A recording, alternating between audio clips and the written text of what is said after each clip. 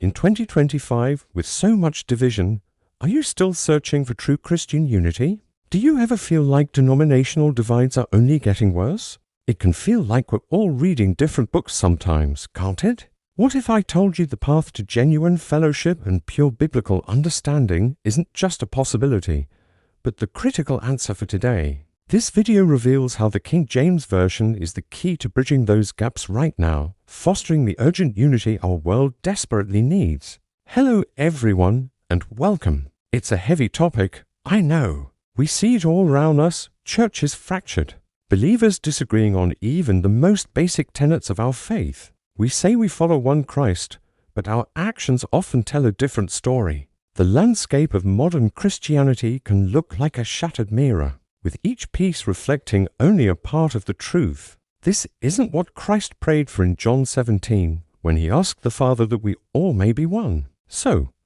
where did we go wrong? And more importantly, how do we get back on the right path? Many point to cultural issues, historical disagreements, or differences in worship style. And while those things play a part, I believe the root of our division goes much deeper. It goes to the very foundation of our faith, the Word of God itself. Over the last century, we've seen a proliferation of new Bible translations. While many are produced with good intentions, this has created a situation that would be unimaginable to Christians of the past. It's a modern-day Tower of Babel, where we're all speaking slightly different spiritual languages. When one person's Bible says repent, and another's says change your mind, are we really talking about the same thing? When one version omits entire verses that another includes, how can we have a unified discussion on doctrine? This isn't just about semantics, it's about the very substance of our faith. These subtle and sometimes not so subtle differences create doctrinal drift.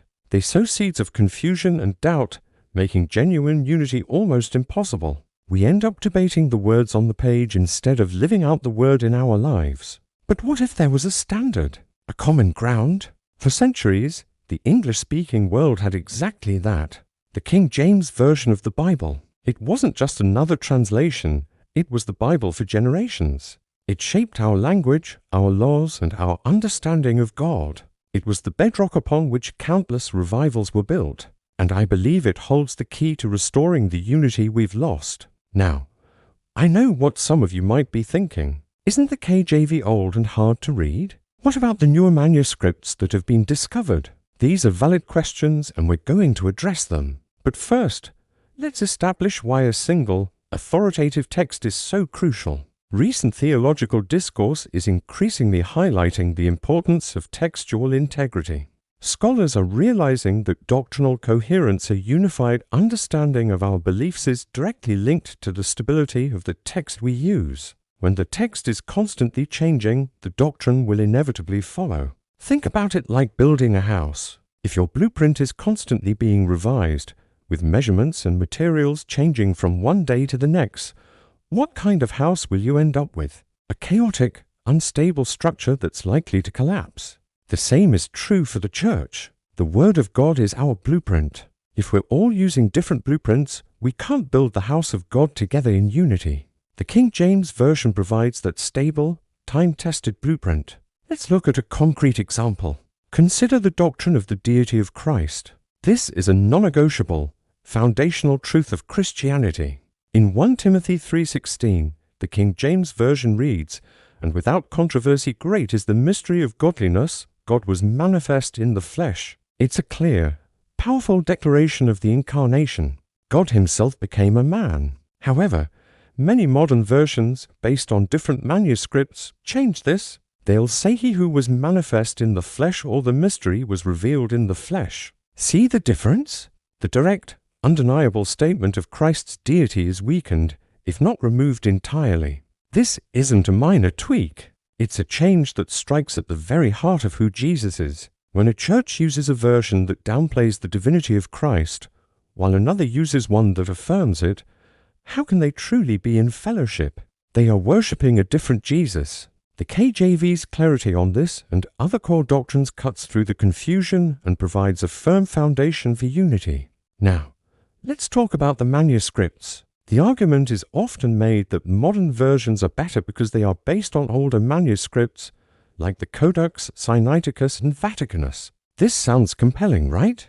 Older must mean better, more authentic. But this is a critical misunderstanding of textual history. The King James translators had access to a vast body of manuscripts, the vast majority of which, over 95%, are in remarkable agreement.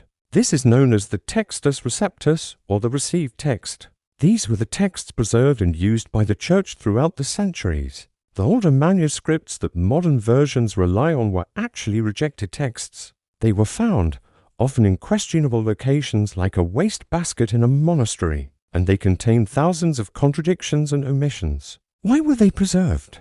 Because they weren't used. The manuscripts that were used by the early church were copied and recopied until they literally wore out from use.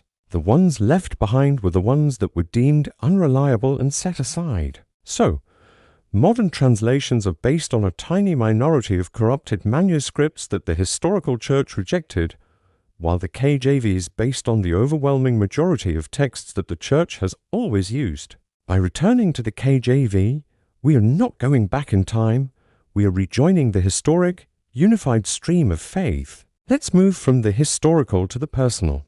There is a growing body of research on the psychological and spiritual benefits of a shared textual authority in faith communities. When everyone in a congregation is literally on the same page, it fosters a unique and powerful sense of community. Bible studies become more profound because you are not spending the first 10 minutes comparing how different versions phrase a verse. The pastor can preach with confidence, knowing that the congregation is reading the same words he is. There's a shared vocabulary, a shared understanding, a shared spirit.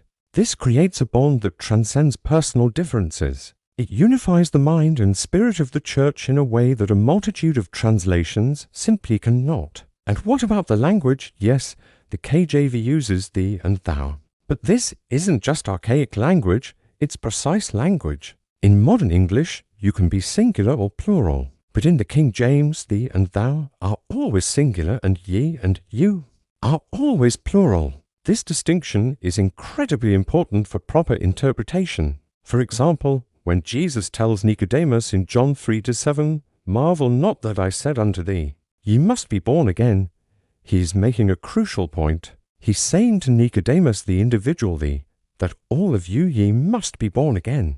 Many modern versions obscure this by just saying you in both places, losing the depth of the meaning.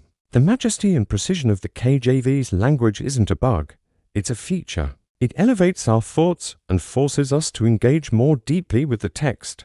The historical impact of the King James Bible on theology is undeniable.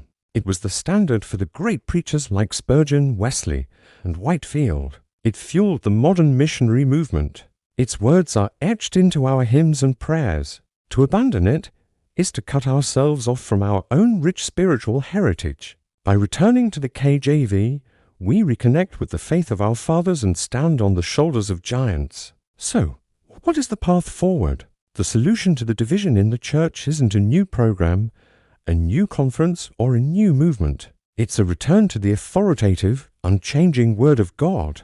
It is about humbling ourselves and agreeing to stand together on the one foundation that has proven sure for centuries. I challenge you to try it. If you're in a church that uses multiple versions, suggest doing a Bible study where everyone uses only the King James Version. If you've never really given the KJV a chance, commit to reading it for a month. Read it, pray over it, and see if the Holy Spirit doesn't begin to reveal things to you in a new and powerful way. See if it doesn't clarify doctrines you've been confused about. This isn't about being KJV only in an exclusionary or prideful way. It's about being one Bible for the sake of unity.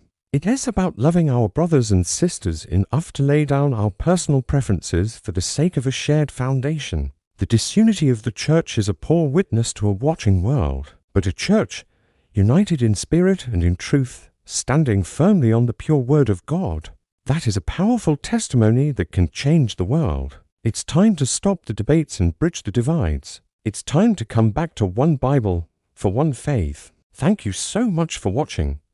I hope this has been challenging and encouraging.